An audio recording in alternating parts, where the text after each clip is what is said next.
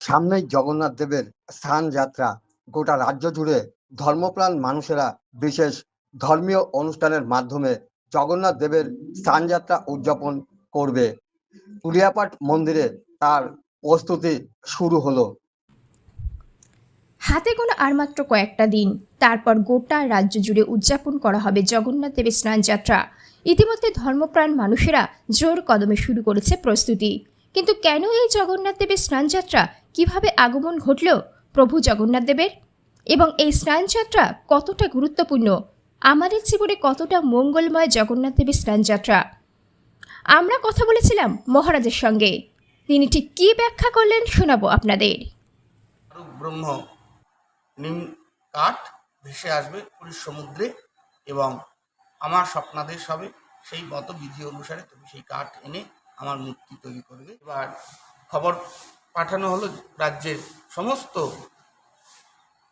উন্নত মাপের শিল্পীবর্গকে, যারা বিগ্রহ তৈরি করতে পারেন। সবাই আসলেন।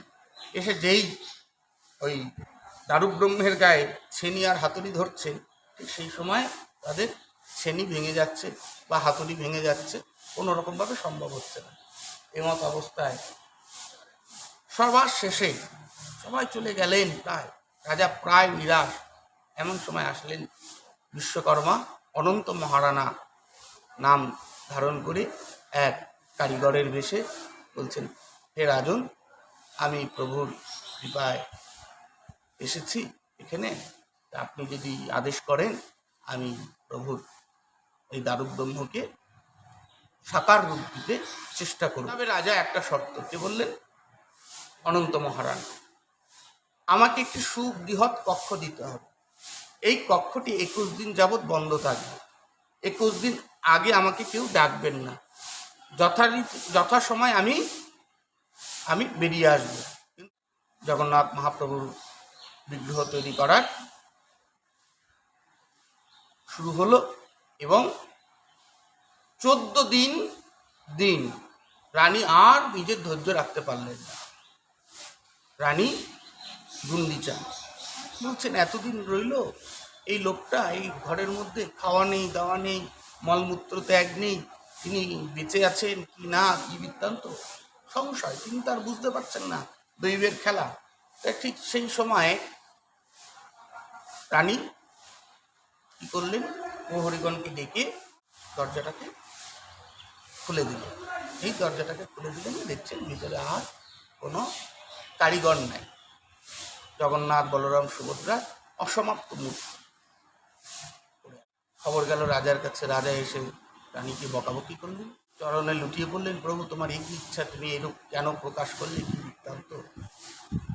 তখন কান্নাকাটি করছেন, এমন সময় প্রভু দৈববাণী বলছে, রাজা তোমার ইচ্ছায় কিছু হয় নাই, রানীর ইচ্ছায় কিছু, আমার ইচ্ছাতেই সমস্ত ঘটনাটা ঘটেছে। বলছে, প্রভু এই যে এই অসমাপ্ত মুখ, এই দেখে লোকে কি ভাববে, লোকের মনে কি জাগবে। মহাপ্রভু জগন্নাথ, রাজা তুমি চিন্তা করো না, এটা আমার প্রেমময় বিগ্রহ।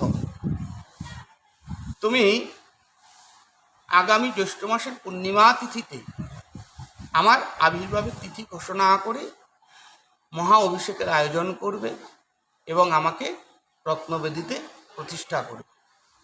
সেই দিন হতেই জগন্নাথ দেবের স্নানযাত্রা শুরু হলো এই জ্যৈষ্ঠ মাসের পূর্ণিমা তিথিতে। ঋষি জৈমিনী বলছেন, যিনি এই জগন্নাথ দেবের স্নানযাত্রা দর্শন করছেন এই তিথিতে, তার সমস্ত তীর্থের স্নানের ফল লাভ হবে ওই সময়ের মধ্যে, ওই ক্ষণে। যখন যেই সময়ে জীব বা মানুষ বা কোনো ভক্ত জগন্নাথ দেবের স্নানযাত্রার দিন জগন্নাথ দেবের স্নানযাত্রা দর্শন করবেন। আমি দাসানুদাস সৌরভ।